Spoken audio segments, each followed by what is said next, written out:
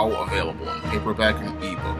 The Man Who Rules the World. John Haynes must bring together men and gods to overcome a threat that seeks to destroy the planet. The Man Who Rules the World. Now available in paperback and e-readers everywhere.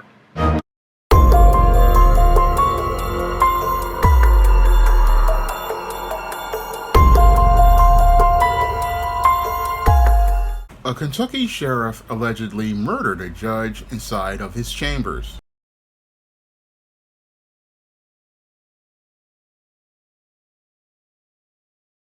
A small community in eastern Kentucky is in shock this morning after a county judge was shot to death in his own courthouse yesterday. And the accused gunman is the county sheriff. Charlie DeMar has more now on the shooting that seemed to happen without warning. Letcher County Courthouse, that shot's fired. Around 3 p.m. yesterday, police swarmed the Letcher County Courthouse in Whitesburg, Kentucky, following a 911 call reporting shots fired. Authorities say inside 54-year-old District Judge Kevin Mullins had been fatally shot.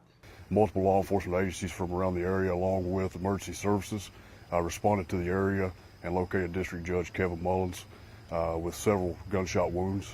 Life-saving measures were taken, however, were unsuccessful. Police arrested Letcher County Sheriff Sean Steins, who allegedly shot and killed Mullins following an argument inside the courthouse. Steins has been charged with first-degree murder. We know that it was an argument between the two that led up, but what exactly transpired prior to the shots being fired, still things that we're trying to get answers to. Police called the shooting an isolated incident, an incident that's reverberated through this rural Kentucky coal town. This community is small in nature, and we're all shook. There are new details in an investigation out of Letcher County, Kentucky, after a judge was fatally shot in his chambers, allegedly by the county sheriff. Thanks for joining us this afternoon. I'm John Jenko. Kentucky State Police say that happened in the Letcher County Courthouse in Whitesburg yesterday. Investigators report that 54-year-old District Judge Kevin Mullins was shot after an argument inside the courthouse. State Police say the 43-year-old Letcher County Sheriff Sean Steins was the shooter. He is in custody, charged with first-degree murder. News Channel 11's Ansley Daniel was live from Kentucky, where that investigation is ongoing. Ansley, what's the latest information to come out of this case? Well, John, we've been here in Whitesburg all morning, and it is pretty quiet in this small mountain town. However, what happened inside of this closed courthouse yesterday is certainly the talk of the town. Now, those new allegations absolutely just came into our newsroom, so we're still digesting those ourselves, and I'm sure the folks around here are doing the same. Now, that federal lawsuit was filed Monday, and it alleges that a Letcher County Sheriff's deputy repeatedly sexually abused a woman in those very same chambers. Now, that woman claims that the former deputy, named as Ben Fields, forced her to have sexual relations for 6 months in exchange for staying out of jail. Now, Fields did plead guilty to raping the prisoner while she was on home arrest. He was sentenced to jail on charges of rape, sodomy, perjury, and tampering with evidence. But the lawsuit accuses the sheriff, Sean Mickey Steins, of deliberate indifference in failing to adequately train and supervise Fields. Now, Steins is being held in the Leslie County Jail. It's unclear when or where he will appear in court, and it's also unclear when this courthouse will reopen. Live in Whitesburg, Ansley Daniel, News Channel 11. Now, in this extremely disturbing alleged incident that took place in Letcher County, Kentucky, 43-year-old Sheriff Sean Steins allegedly shot and killed District Judge Kevin Mullins inside of his chambers in the Letcher County Courthouse. Now, according to some reports, Sheriff Sean Steins allegedly got into a heated argument with District Judge Kevin Mullins, and as they got into this heated argument, allegedly Sean Steins pulled a firearm, possibly his service weapon, and allegedly shot District Judge Kevin Mullins multiple times. And after shooting the judge multiple times, this is where bailiffs and other court officers came into the chambers, and Sean Steins allegedly surrendered to those officers without incident. Now, the police in Letcher County, Kentucky, and many other officials, such as the governor of Kentucky, see this as an alleged isolated incident. But when I take a critical examination of the alleged Sheriff Sean Steins shooting District Judge Kevin Mullins, it definitely fits the pattern and profile for beta males that I talk about in my book, The Man Crisis. And in the case of Sean Steins, he's looking like one of these beta male authority figures who basically, allegedly, possibly allowed power to be abused. And as he allowed power to be abused in his order, basically, this is what caused the chaos in the courtroom. Chaos in the courtroom that possibly has to stem from deviant behaviors of a deputy who was out here looking to abuse his power. And possibly this judge could have also been abusing his power as well, as according to some reports. And this journey into the secret world basically could have taken all of these men down the road to becoming men in crisis. Now, when it comes to this Sheriff Sean Steins and this District Judge Kevin Mullins, both of them were in the middle of a 2022 federal civil case, which Sean Steins was being sued for. Now, Sean Steins, according to reports, was the defendant in a 2022 federal civil case, accusing him of failing to adequately train and supervise a deputy accused of sexually abusing several female inmates who were under house arrest.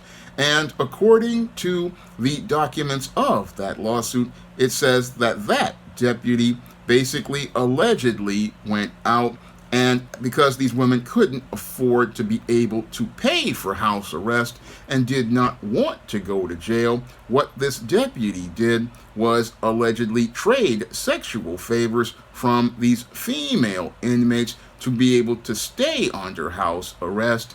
And as he traded these sexual favors to be able to keep these women under house arrest, this basically led to a scandal that led to this deputy basically being arrested and charged with rape and other sex crimes, and basically led to this entire Lecter County Police Department having to deal with this federal civil lawsuit as related to the alleged criminal behavior that this deputy participated in, possibly, according to some reports, right inside of the judge's chambers.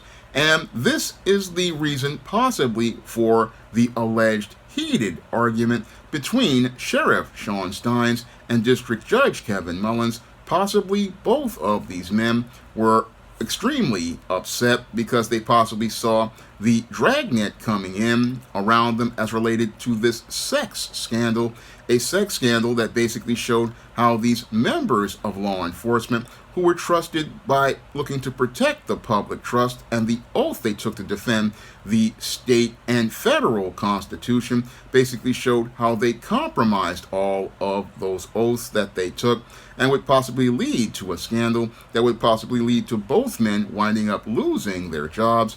And with the pressure on, possibly this was the possible motive for the sheriff to possibly look to take the life of the judge as related to this situation, a situation where these men basically wound up getting caught up in this scandal because they possibly were participating in sexual deviancy, like I talk about in my book, The Man Crisis, in the chapter called The Sexual Deviancy of the Beta Male. Because when it comes to beta males and their whole perception of sex, these men basically have a twisted perception of sex, and they go into a place I call the secret world to express their natural masculinity and their natural sexuality. And this could have been enabled in Lecter County, Kentucky, by possibly the sheriff not, again, dealing with this deputy or dealing with this, or the judge not dealing with things. It possibly could have been a possible environment where this deviancy was allowed to go on, allegedly, as related to this case. And this could have possibly led to the entire situation where the sheriff looked to murder the judge, and the entire whole situation as related to law enforcement in Lecter County basically deteriorating and breaking down. Now, this whole case basically, again, shows the sexual deviancy of the beta male and how it can basically lead to the complete collapse of a community if a beta male is put into a place of authority. Because again, when you have beta males in charge and you give them power, these men really don't understand how to take the responsibility and stewardship that God has given them, or the power and authority that's given them by the law. No, what's happened here is that these beta males, again, wanted to be, because they thought they were in power, they thought they had a right to do whatever they please and do not regard the law. And that's basically where these white males basically stopped following the laws of the Constitution of the state and the nation, and started to follow the unwritten laws of white supremacy. Because under the unwritten laws of white supremacy, white men believe that they can just do whatever they please and not have any regard for the law. And basically that's the power structure that was basically put possibly in place here, that you had a judge basically signing off on these deputies, basically using female inmates to possibly trade sexual favors for in order to maintain them under house arrest.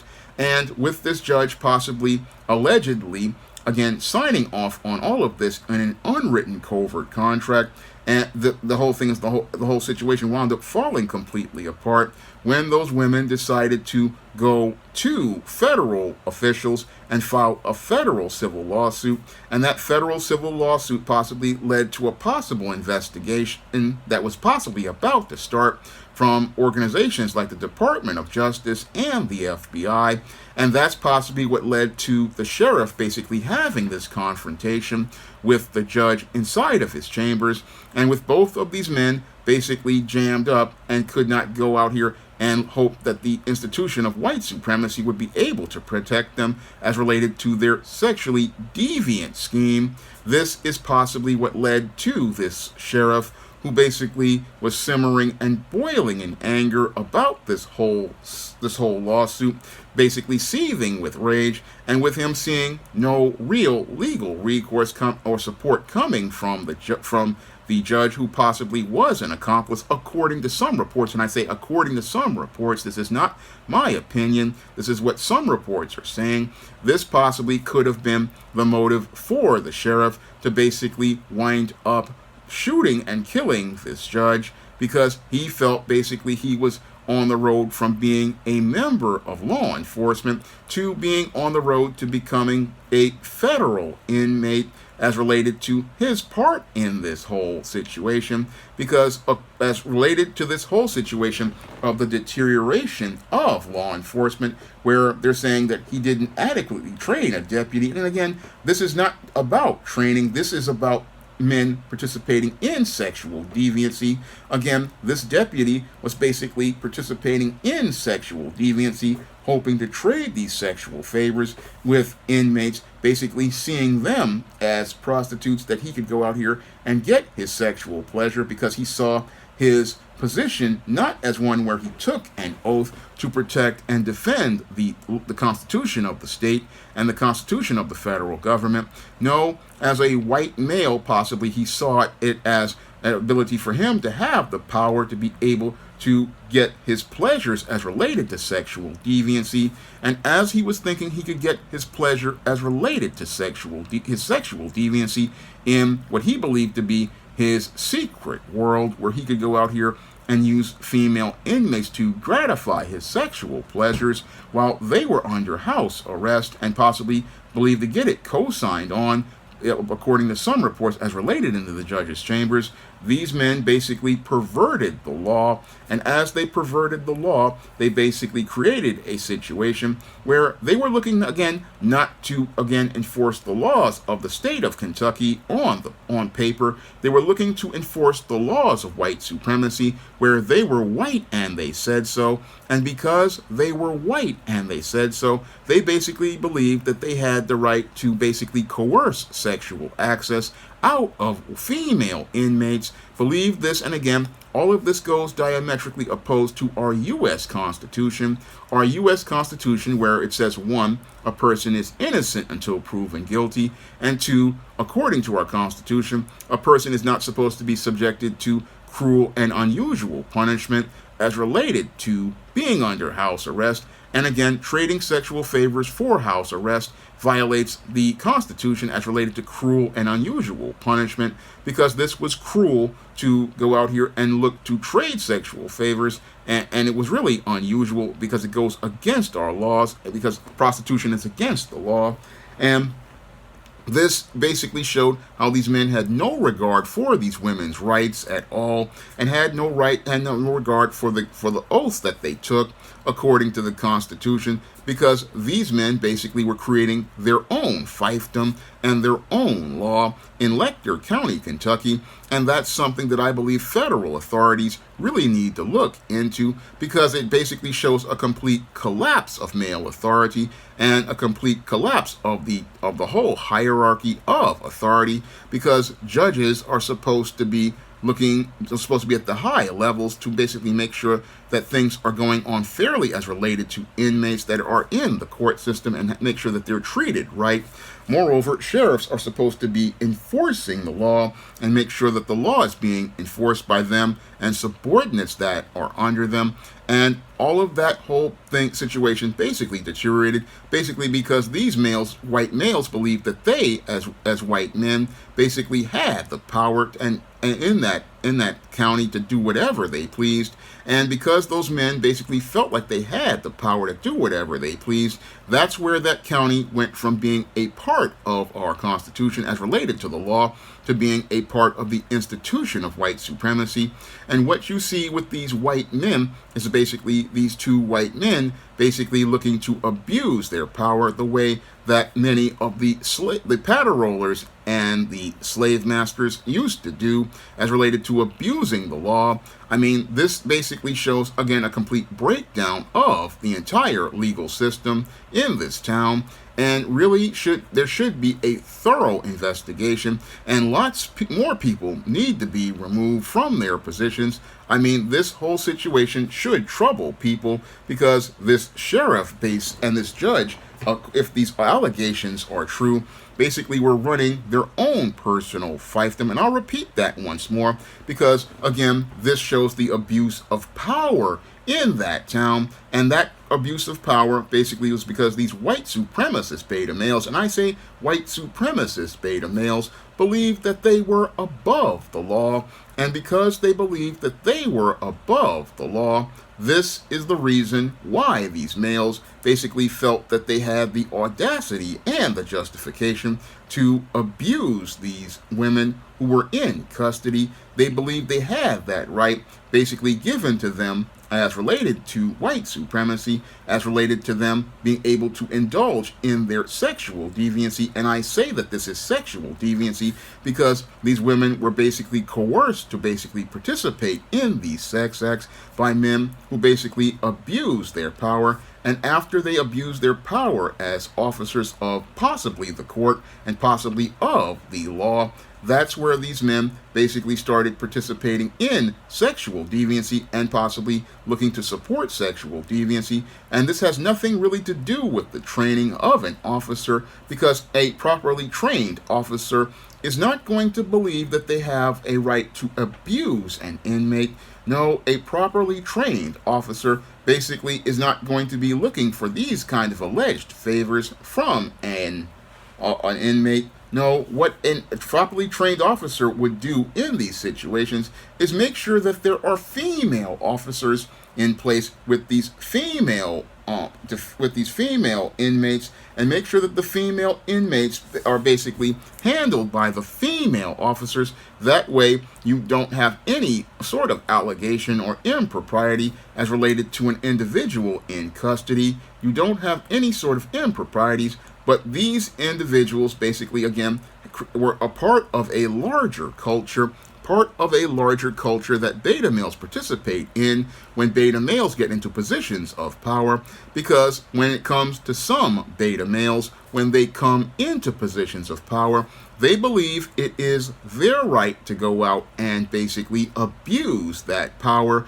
because they believe that once they get power, that they can just do whatever they please without any sort of accountability to the people that they serve.